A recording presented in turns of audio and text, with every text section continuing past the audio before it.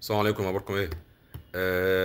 هتكلم معاكم في الفيديو ده على النهارده عبد العزيز السيد كان تحس ان هو بيوزع كروت مجانيه على لعيبه الزمالك، وعلى اداء الزمالك الممل مع جروس في اخر كام ماتش كالعاده. وسكواد الزمالك فقير فنيا حتى بعد انضمام 4 لعيبه لنادي الزمالك. واللعيبه مين هي اللعيبه اللي هتغيب عن ماتش بتروجيت الجاي؟ اول حاجه اتكلم فيها الحكم النهارده بتاع ماتش الزمالك وفاركو عبد العزيز السيد. تحس ان هو كان بيوزع كروت مجانيه على لعيبه الزمالك كلها النهارده، وخاصه بعد ما الزمالك ما جاب الجون الاول. يعني واكتر انذارين انا مستغرب لهم النهارده في المباراه: انذار مصطفى شلبي وانذار محمود جهاد. الانذار الثاني، انذار مصطفى شلبي، معروفه اي لاعب في العالم، يعني حصلت كتير قوي قوي في كل الدوريات في كل البطولات. لو في لاعب دخل الملعب والتاني لسه ما طلعش، الحكم الرابع بينادي عليه يفضل واقف لغايه ما يبدل، وعلى طول يروح داخل تاني الملعب. لكن على طول فجاه مصطفى شلبي دخل ولسه محمد سيد بيطلع، راح جه على طول عبد العزيز السيد لمصطفى شلبي اداله انذار، ما استناش على طول. الانذار التاني بتاع محمود جهاد احنا شايفينها ان هي كرة عاديه جدا جدا جدا. الاثنين عمالين يحجزوا على بعض لغايه اما بقت فاول لفاركو، ولغايه هنا كويس جدا مفيش مشكله. فجاه راح جه ادى الانذار التاني لمحمود جهاد. الاثنين عمالين يحجزوا على بعض لغايه ما عملت فاول، يعني مفيش اي حاجه تساعد على انها انذار. فانت جيت فجاه وطلعت انذار التاني لمحمود جهاد. فانا مش عارف ايه كميه الانذارات اللي انت كنت عمال تخرجها النهارده دي في المباراه. تاني حاجه عايز اتكلم فيها: اداء جروس كالعاده اخر كام ماتش اداء ممل جدا، لدرجه ان الواحد بقى بيسيب ماتش الزمالك ويقوم ويرجع وفي ملل. يعني انت عمال تتفرج على ملل، يعني مفيش اي خطه، مفيش اي تكتيك، مفيش اي فنيات، مفيش اي حاجه بتتعمل في الزمالك خالص يعني.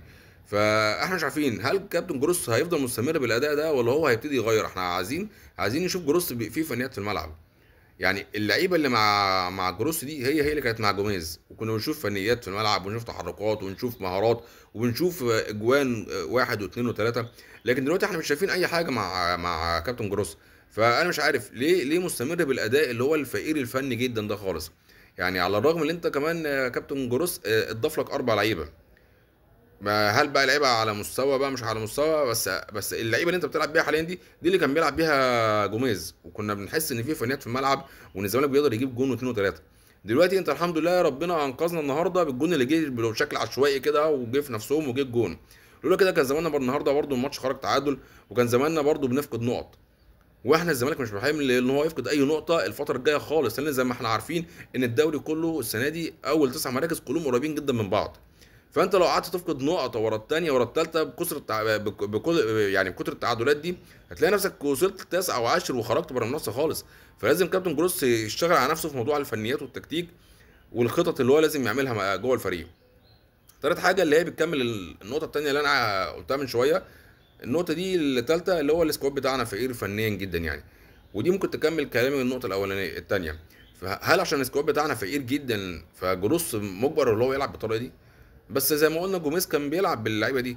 بس برضه سكوادنا لسه فقير خالص. انت تيجي تبص على الدكه بتاعتنا بره، مفيش اي حد بره، مفيش اي حد ينزل يعمل لك الفرق في الملعب خالص.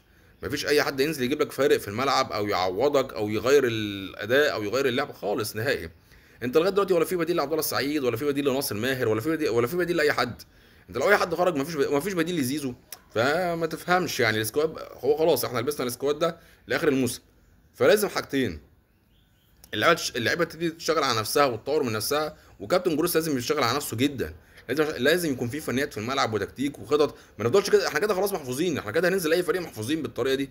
وهيبقى كل اغلب المباريات بتاعتنا في الفتره الجايه هتبقى تعادل لو فضلنا بنفس الاسلوب ونفس النهج ده، لان خلاص هنبقى اتحفظنا كده من كل الانديه. وحاجه حاسسها النهارده، حسيتها اللي احنا مش واقفين على نفسنا بدنيا، بالذات حسيتها في ناصر منسي. ناصر منسي جه في اخر كورتين وكان لسه نازل يعتبر. كرة اتردت من دفاع فاركو وانفراد ناصر منسي بحارس فاركو، جري خطوه والتانيه والتالته ما قدرش يكمل. يعني المفترض بدل ما كان يجري بسرعته على الجون على طول، لا ده ناصر منسي خدها بالعرض. مشي بالعرض وراح وقف في الجاريه الثالثه، ودفاع فاركو خدها منه وقررت معاه تاني، وبرده راح جري خطوه التانيه ووقف. تحس ان كان ناصر منسي بيجري على رمل. فلازم اللعيبه تبتدي الفتره الجايه تشتغل على نفسها جدا جدا. ولازم جروس يشتغل على نفسه اللي هو يبتدي يجهز اللعيبه بخطط وفنيات وتكتيك تاني خالص. لكن الاداء المحفوظ ده احنا الفتره الجايه هنتعرض ان احنا نخسر نقط كتيره، لا اما تعادلات لا اما خساره. النقطه الاخيره اللي اتكلم فيها: الغيابات بتاعت ماتش بتروجيت. طبعا احنا عارفين ان الزمالك النهارده خد انذارات كتيره مع طرد. فالماتش الجاي بتاع بتروجيت هيغيب عننا مصطفى شلبي وزيزو ومحمد شحاته وعواد، ده تراكم انذارات. وطبعا محمود جهاد عشان خد طرد النهارده. فطبعا السكواد بتاعنا زي ما انتم عارفين ضايع. فمش عارف الجروس بقى هيقدر يعوض الغيابات دي كلها ازاي قدام بتروجيت. وبتروجيت برضو كويسه على فكره، يعني بتروجيت كويسه.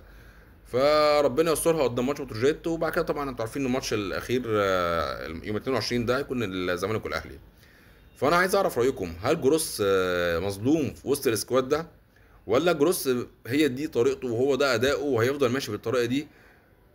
والسكواد بتاعنا طبعا انا عارف ومتاكد هو فقير فنيا. هل انتم شايفين الاربع لعيبه اللي جم هيقدروا يصنعوا الفرق في السكواد، ولا هتفضل الامور ماشيه زي ما هي؟ لو الفيديو عجبكم اعملوا لي لايك ومتابعه. السلام عليكم.